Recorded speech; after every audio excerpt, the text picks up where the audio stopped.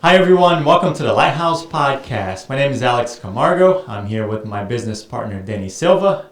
And today we have the pleasure of receiving one of our great friends and partners in this industry, Chris Winzig, Total Mortgage. Chris, how you doing? Good, guys. How you doing, Alex? Danny, Good, how you guys doing? Good to see you again. Welcome, my brother. Yeah, thank you. Yeah, thank you for, we've recorded 3 or 4 podcasts that never actually made it online. Yeah, we did a couple of videos in your Jeep. Remember those? Yep. Well, we have the better equipment now. We're going to do that again. Okay, sounds good. Well, thank you for being here. Yeah, thanks for having me.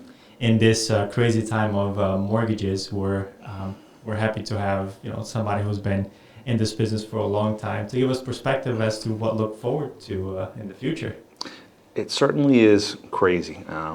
Doing this, and this is my 30th year, and I have to say... Let's pause that for a second. Okay. This guy's been 30 years in business, and he started mortgage when he was 30. So I was 6. I was 6 when I got into the mortgage business.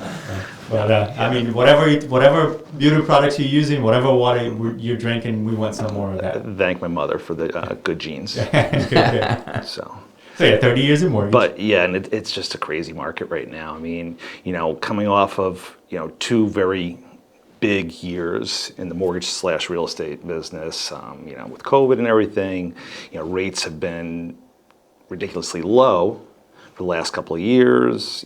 Properties were flying, and now we're at the tail end of that, where rates have started to really climb a lot due to inflation. Just, that lack of inventory, which you guys are dealing with on a daily basis. Yes, but you still have people that want to buy, that need to buy. So it's made it a very competitive market, super competitive, which I've never seen. 50 people making offers on a house on a weekend, and scrambling to get pre-approvals done. 7 o'clock on a Saturday night because I'm guilty of that. Sunday. I bother you one Sunday. Yeah. You realtors all love that highest and best by 6 p.m. on a Sunday. For the record, I hate that. Thank you. Because so do we on the mortgage side. Make it on a Monday, not on a Sunday. Yes. It won't change anything. Right? Yeah. I always say, what's going to happen Saturday or Sunday night at 8 o'clock? Yeah, you actually mentioned that the other day on Facebook. Yeah. You made a post about that. Don't do the highest and best on a Sunday by 6 p.m. Highest and best on a Monday by 6 p.m. Yeah. And so many realtors agreed with you. They're like, oh yeah, that's the worst. So hopefully some of these realtors out there will get the message. Yeah. But so in your 30 years doing this, is this the craziest thing you've ever seen, or because like you said, this is a different animal. Mm-hmm. In the past 2 years, everything that's going on, and I was actually starting to tell my clients in I think December, like November, December last year, it's like, hey, I think it's done. I don't think that the whole $30,000-$40,000 over asking and like 40 people putting offers in the same house, I think that's all gone. So we're starting to have that conversation, and then all of a sudden, I was wrong. Yeah. And then I watch Alex putting in an offer almost $100,000 over asking price, 50% down. He's financing. No contingencies. Yeah. Oh, he was the one doing this. I didn't even know that. I was the mortgage guy doing the pre-approval on that. Yeah. And then I'm like, I'm putting in offers in cities around here that the market was not as hot as it was here, mm-hmm. and solid offers over asking, and we're still getting denied. So this is this like something you've seen before? Is this like the craziest thing you've ever seen in mortgage? Can you just elaborate a little bit on that? It's definitely super aggressive. I think that, like I was saying before, like we had the perfect storm before where we had great rates and, there's property to buy and people were aggressive. Now it's kind of going the other way where rates are shooting up. There's even a greater lack of inventory, which I think is making people nervous because now they need to move, whatever the circumstances may be. They're buying. Toilet paper concept, isn't it? What's that? When people got crazy about toilet paper. Oh yeah, yes, exactly. And they're stocking up. But now, they're hearing what the Fed announcements, rates are going to keep going up, and then they get more aggressive because they're like, we need to buy before rates go up. So there's some of that, nervousness, nervous energy, and people are being aggressive. Do you think that the other driving force behind that is rentals shooting up to an extreme? where like now you either move out of where you grew up because you can afford Right. it. Let's say if your income is not there, or you force yourself to buy and pay whatever price because you keep thinking, these prices are going to continue to go up and they'll never come. I mean, really something drastic would have to happen for real estate to crash like it did, because now we have better mortgages. We're not financing 100%, Right. 105% like we were in 2000 in 5, 6, and 7. Right. So Most everything's income verified, so yeah, it's definitely a more secure market. I think on the rental side, I mean, you tell me. I mean, there's the lack there too, and landlords see it. They know it's a game of supply and demand. So it's like all of a sudden, hey, my lease is renewing, but my landlord just jacked my rent $250 or $500. Where somebody's like, I was paying $2,000, now he wants $2,500. That prompts them to say, well, if I'm going to spend all that money, I really need to be buying because I'm just making him rich and not building any equity. So, I mean, it's all there. Right. Yeah, and you mentioned something there that everyone's talking about, like the main key point of this is supply and demand, right? Because I was reading this article that like in Memphis or somewhere in that area, that they had 1,100 homes for sale, and it was supposed to be like 20,000 homes for sale. Wow. So it's at all-time low inventory, and I think that's one of the big reasons why people are doing what they're doing, and sellers are like, and I'm pretty sure that there's a lot of sellers out there that they want to sell, but they also have to buy something. Sure. So it's like, like what's the right move? And I've thought of that myself. It's like I sell my place in Newtown, and it's like, well, where do I go? I want to stay in town, and I know I can make a lot of money in my house, but it's like you sell high, you buy high. Yeah. So. Yeah.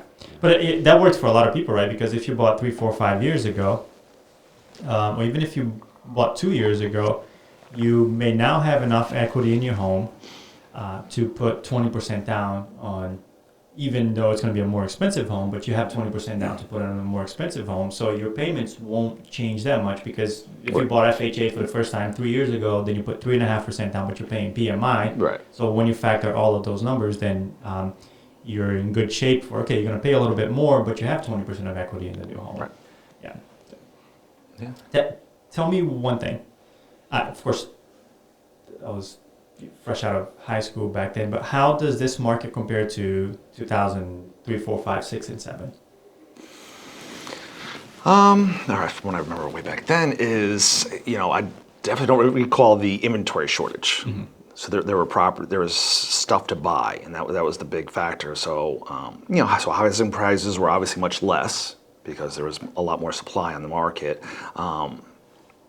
There were, the mortgage products were much different. Back then I could almost get anybody a loan. The products that were available, the no income products, the low credit score products, the no money down products. Then there were the negative amortization loan, which I always hated, and thought it was, and I'm glad that it's gone. But yeah, I mean, so that's I think the biggest difference is the availability of money, the availability of property. Yeah, both and then I think were a lot more. I mean, back then $1 would go a much longer way than it does today. I mean, I remember, you got $10 to you went to the grocery store with $10, $20, and you actually bought a few things. Yeah. You buy a pack of salad, and that's about it. We weren't spending $5 on a cup of coffee. No. That happened when Starbucks came around. Yeah. And let me ask you a question. You are, well known in town. I know you work with a lot of agents, and what we're talking here is, are you hearing the same thing from all these other agents? Yes. Yep. Definitely hearing the same thing. Everybody's a little stressed about it, and we're all just trying to work together to get through this, weather the storm. The agents that I work with, my big key is trying to be available for you guys, because I know, things are happening off hours. One of the things I wanted to talk to you guys about, we, are pushing our green light program to kind of help. So what that is basically, instead of just doing a pre-approval, we're taking a customer's file and actually shipping it into underwriting. So now it gets a full underwrite. So underwriter goes through credit, income, assets, with a TBD, $500,000 purchase, assuming whatever, 10 or 20% down. So now we issue basically a conditional commitment.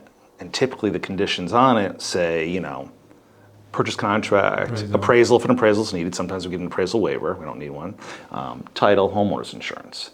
So now you guys present an offer. Instead of it just being that basic pre-approval, here's a conditional commitment, and with that, we give a 21-day closing guarantee that we will get you guarantee we'll close you within 21 days. That's helping a little bit. It makes the offer stronger. Yeah.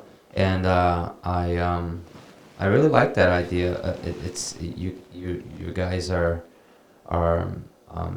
thinking outside the box to make our lives easier and your clients' lives easier as well, so they can have a better chance of getting, because it's kind of tough these days to get an offer accepted. Right. So that's awesome there. Where do you think this is going? Do you think this is gonna stay like the, what's your prediction? Because we like to bring people in here that's been in the business for quite a while, that has stories to tell, that has been around the block a few times, and obviously 30 years of experience in this business. Can you give us, and we understand that nothing's ever guaranteed, and we don't know what the future holds, especially with what's going on in the world right now, some craziness out there. But from a someone that's been in the business for a long time, that perspective where you can I seen this happen, this could go this way or that way. What's your opinion on what do the you see in your holds? crystal ball? My crystal ball. The one I take with me down to the beach when I'm sitting on the beach sipping a drink. But anyway, I'm probably going to be wrong, but I think we're going to see maybe a rate correction. I think that the Fed is a little too aggressive with pushing rates up, because we're just in this market where rates are going up, housing prices are going up, so something's got to give. It can't keep happening. So I would love to see that, but everything I'm watching on the news is saying no. But now we have a war. We got gas prices up at $5 a gallon, going higher. So I mean, we've got a lot of things happening that we've kind of really never seen in the past. Yeah. Pandemic that we're coming out of the end. We're hopefully at the end of. War, which at least it's not in the news anymore. Right. It disappeared all of a sudden. Yeah. So there's a lot going on. I think housing prices are going to stabilize, if not start to come down a little bit, especially if rates stay up high. Because you look at it, somebody's going to spend $600 on a house when rates are 3.5. Now they're in that 4 mark, and so now that house maybe does start to sit as there is more inventory in the market, and they're saying, all right, well now to get that house to sell at the current rates, maybe it has to come down to 575. I don't think we're going to see a big bubble burst like just a correction back in 08, because that was the result of some crazy mortgage products. The Neg AM was a horrible loan.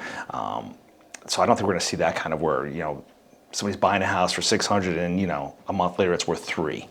I don't see that happening, but maybe a little correction there, everything's going to stabilize and calm down. Yeah, I think if the people who bought, whoever bought a house 2 years ago is safe no matter what happens, because even if the market comes down 10%, it's been up 25% from when they bought it.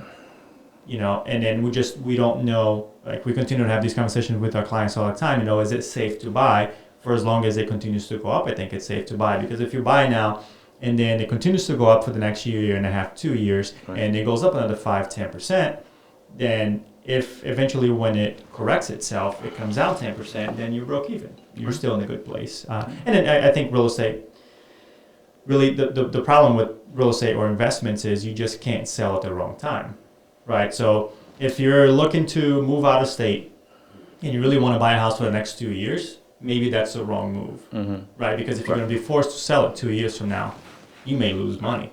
I mean, in most cases, you will lose money. But if the market corrects within that cycle, then you're going to lose a lot of money.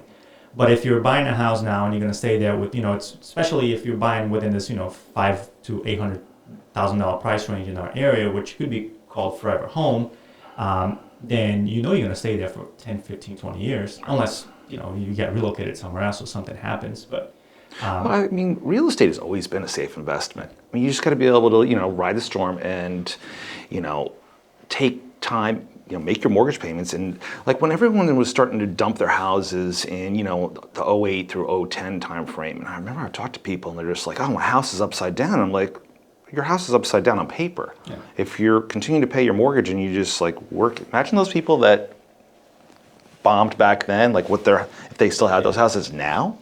But it's just like, it's like stay in your house, just make your payments. So yeah, it doesn't look good on paper that your house dropped a couple hundred, again, years ago, but as long as you're consistently making your payments and, you're going to build value back. So real estate's always been proven to be a safe investment. Even in stocks, like what they say, like if you never sold, if you don't sell, you didn't lose money. It's just a number up on the screen. So right. I think a lot of people get confused, especially with what's going on now. Is this the right time to sell or not?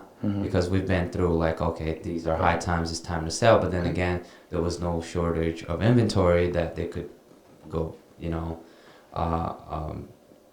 go another state, like go to Florida, for example, and buy something that's cheaper there. So it's, I can understand where people are like, like you said even yourself, like, hey, I can make some good money in my house, but where am I going to go? What am I going to do? So is it the right time to sell? Is it not?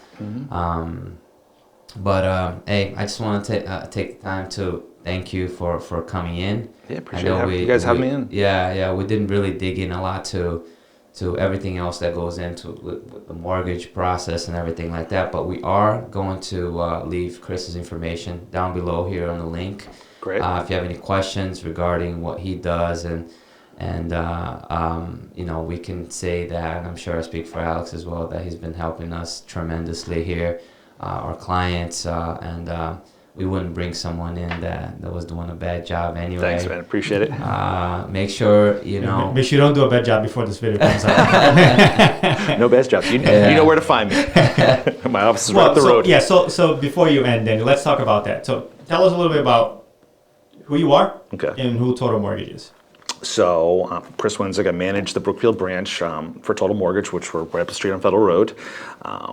Total Mortgage, we're based out of Milford, Connecticut. That's where our corporate headquarters is. And we sponsor an arena now. Yes, that's the new big news, the Total Mortgage Arena down in 95. I can't wait to get into one of those events. Let me know if you guys. Let me know if you guys want to go see something. the something there. We do have seats, and I'd love to take you guys to something if you want to go. But Total Mortgage, great company. I've been there now a little over 6 years, and I like the small local feeling, but we operate on a big basis. So like everything's done out of Milford, all our underwriting, funding, closing. So it's all here local. Great company. So, and like I said, I'm right up the road, and I always tell my customers that, versus one of these online shops that you have no clue where they are, who they are. It's okay. You know what? I'm local. Yeah. You want to come in and sit down across the desk and talk this out and understand the process, more than happy to do that, Awesome. So we really, like Danny said, we appreciate you coming in. And I know there's going to be some more content and more podcasts with you. Yeah, whatever you guys need. Let me know. Oh, we got to do many more to cover everything. Yeah. Yes. We could talk for hours and hours. Yeah. So don't forget to check Chris out. And don't forget to like, subscribe, share it with someone that you could possibly think that they could take advantage of this. And we'll see you guys next time with some great content.